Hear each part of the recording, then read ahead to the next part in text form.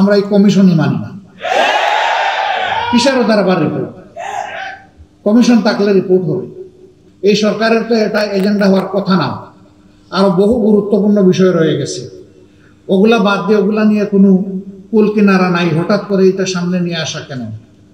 এর মূল কারণ, স্বাধীন বাংলাদেশে 54 বছরে মানুষ যা আশা করেছিল পেয়েছে তার উল্টাটা।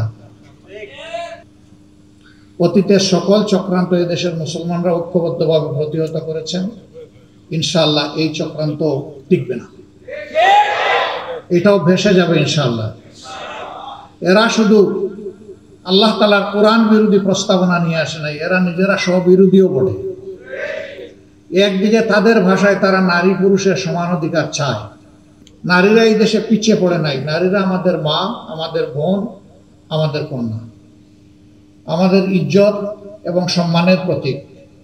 এরা তার সব কিছু তছনছ করে দিতে চায়। পরিবারে পরিবারে এরা দাঙ্গা লাগাতে চায়। এখানে প্রস্তাবনায় ম্যারিটাল রেপ বলে একটা কথা এসেছে। রেপ তো রেপই, রেপ তো দুইটা অসৎ পুরুষ আর নারী যখন একত্রিত হয় বিবাহ বহির্ভূত পন্থায়, সেটার নাম রেপ হবে। বিবাহিত জীবনে রেপের প্রশ্ন আসলো কেন? এর মাধ্যমে স্বামী স্ত্রীতে ঝগড়া লাগিয়ে আমাদের আদালতগুলোতে এই মামলা দিয়ে পরিপূর্ণ করে দেওয়া এদের উদ্দেশ্য। এরা সমাজের বিপর্যয়ের জন্য এই প্রস্তাবনাগুলো এনেছে। এই জন্য আবারও বলি, এ টু জেড আমরা এই কমিশনই মানি না। কিসের ওদের আবার রিপোর্ট? কমিশন থাকলে রিপোর্ট হবে।